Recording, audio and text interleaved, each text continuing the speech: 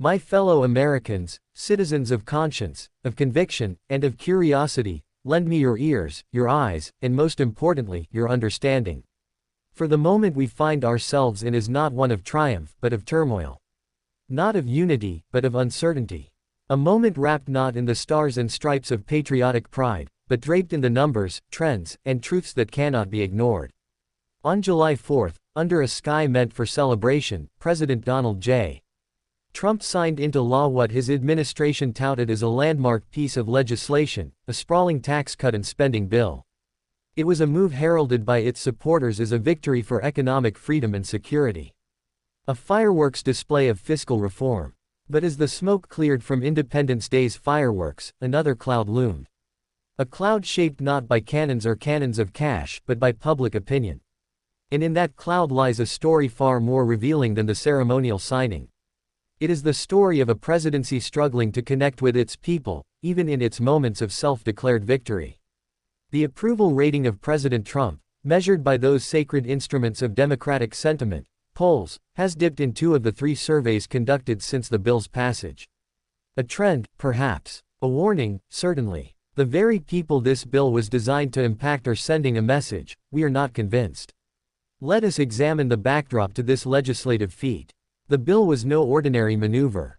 It came after 4 tense, caffeine-fueled days of wrangling among Senate Republicans, 4 days of closed-door negotiations, public posturing, and back-channel bartering. 4 days that reshaped what began as a tax relief effort into something far more expansive, far more controversial. Because buried within the gleaming headlines about tax cuts were cuts of another kind. Cuts to Medicaid. Cuts to Medicare. Cuts that critics say will not only reduce spending but reduce care, reduce access, reduce life-saving support for the most vulnerable among us. Cuts that raise the haunting question: whose pockets were filled, and whose were emptied? And while the bill expanded tax relief and bolstered immigration enforcement budgets, it left others to ask: what of healthcare? What of aging Americans who have no one to advocate for them in the corridors of power? What of the children born into poverty, whose lifelines just became thinner? In the halls of Congress, the bill was celebrated with claps and cameras. But across the nation, it sparked anxiety. And that anxiety is now reflected in the numbers. Gallup tells us that Trump's approval rating at the 6-month mark of both his terms is the lowest among modern presidents since John F. Kennedy took office in 1961. His numbers: 38% in the first term, 40% in the second. Numbers that don't just fall short, they collapse under the weight of presidential history. Let us compare. The average approval at this milestone, 6 months in, is 52%. That is the benchmark. That is the measure. And against it, Trump stands nearly a dozen points below the line of expectation. This isn't about partisanship. It's not about red or blue. It's about trust. The kind of trust that can only be earned, not through speeches, not through executive orders, but through action that aligns with public need. So the question looms: why, in the aftermath of a so-called legislative win, does the president's approval fall? The answer may lie in the DNA of the bill itself. Because a policy that offers relief to the wealthy while withdrawing care from the sick may score points in budget committees, but it loses hearts in living rooms. Because Americans understand, intuitively and intellectually, when a policy was not built for them. They know when promises of prosperity are written in disappearing ink. This bill, for all its scope, did not arrive with the wide applause of a nation. It arrived with the groan of tension, with the whisper of worry, with the rising tide of resistance from constituencies that span across political divides. Older Americans are asking why their Medicare benefits are being reduced. Families with children in need of care are wondering what happens when Medicaid access dries up. And middle-class Americans, the great political battleground, are staring at spreadsheets and tax brackets, asking, is this really for us? Even among Trump's supporters, there is hesitation.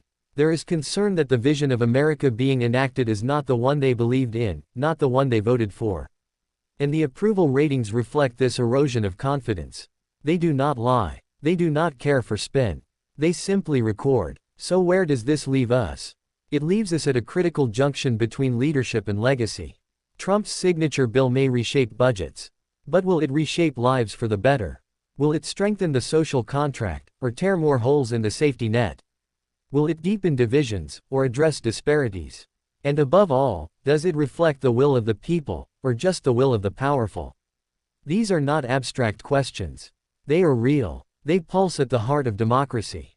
Because every policy, every bill signed with flourish and flair, must pass a higher test. The test of time, the test of impact, and the test of public trust. Right now, the numbers suggest the bill is failing those tests. Right now, the president stands not on a mountain of support, but on a plateau growing more fragile by the day. Yes, legislation can be won with a vote.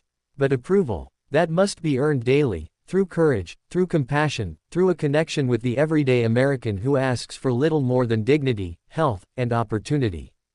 We must remember, approval ratings are not just political currency. They are mirrors held up to power. And right now, the reflection is dim. So as we move forward, let us not be distracted by slogans. Let us not be deceived by the ceremonial. Let us look at outcomes. Let us listen to the heartbeat of the people. Let us demand policies that lift, not burden. That heal, not divide. That extend care, not cut it away. This bill may be law. But the verdict is still being written, in polling booths, in town halls, in the conversations whispered between family members after dinner. And that verdict will not be forgotten. Because in a democracy, power is not permanent. Approval is not guaranteed. And the true legacy of any president is not carved into marble, but into memory.